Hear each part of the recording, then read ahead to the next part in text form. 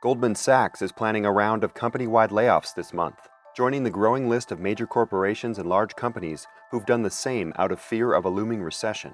The investment bank usually lays off 1 to 5% of its workers every year as part of annual performance reviews, but suspended the program during the pandemic. Here's a look at some of the other big names that have been trimming their workforce this summer. 2,500 employees of the online used car seller Carvana received an email from CEO Ernie Garcia saying they would be let go.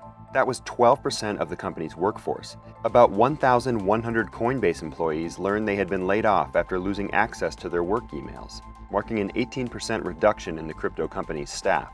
CEO Brian Armstrong said the move was essential to staying healthy during this economic downturn.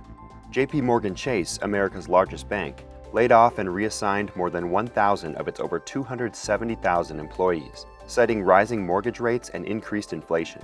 Real estate firm RE/MAX announced plans to lay off 17% of its workforce by the end of 2022. The company's staged goal is bringing in $100 million in annual mortgage-related revenue by 2028.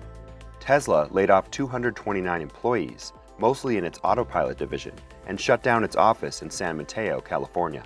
7-Eleven cut 880 U.S. corporate jobs just over a year after it completed a $21 billion deal to purchase Speedway.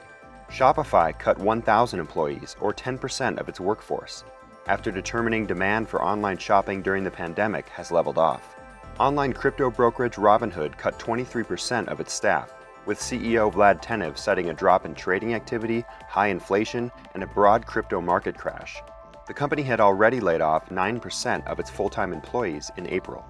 Ford announced it will let go about 3,000 office and contract employees to cut spending as it transitions to producing electric vehicles. Snap CEO Evan Spiegel announced in a memo that the social media company will lay off 1,280 employees, or 20%, as the company is facing a lower rate of revenue growth. The company's stock price has plummeted nearly 80% since earlier this year. And finally, investment banking giant Credit Suisse could cut as many as 5,000 jobs as the scandal-hit bank seeks to turn around its reputation and reduce costs.